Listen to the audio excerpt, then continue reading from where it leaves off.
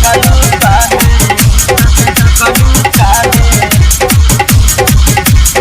सुन रहे हैं दिल जान म्यूजिक को। डीजे अमित अपहर नजरी मिलैलु छोड़ी हमारा नजर से, तोरा देख पानी चुए मुहावा भीतर से। नजरी मिलैलु छोड़ी हमारा नजर से, तोरा देख पानी चुए मुहावा भीतर से। ओह बिखियैलु दिल धड़कैलु मन हम तरसत रहे। खियैलु त तकलु काहे, खियैलु त तकलु काहे, खियैलु त तकलु काहे, खियैलु त तकलु काहे। डीजे अमित अपहर म्यूजिक डायरेक्टर अवधेश राज।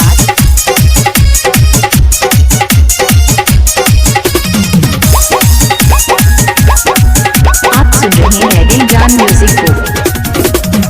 हमन हमरे अटकल रहे, असस हमरे अटकल रहे। हमारो ध्यान जाके छौरी बाबत गल रहे।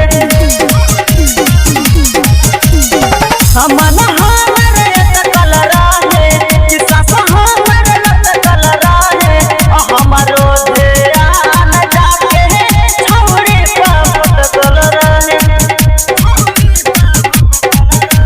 लइलु नयनवा लग नहीं मन मन बोले के चाहत रहे। खियैलु त तकलु काहे, खियैलु त तकलु काहे, खियैलु त तकलु काहे, खियैलु त तकलु काहे। डीजे अमित अपहर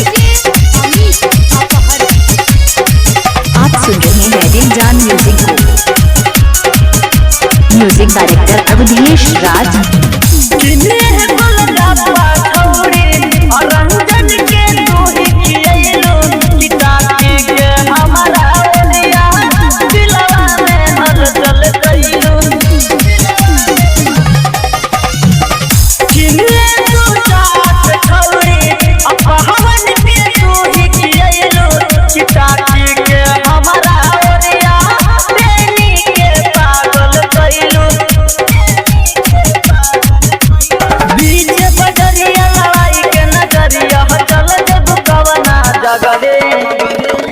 खियैलु त तकलु काहे, खियैलु त तकलु काहे, खियैलु त तकलु काहे, खियैलु त तकलु काहे।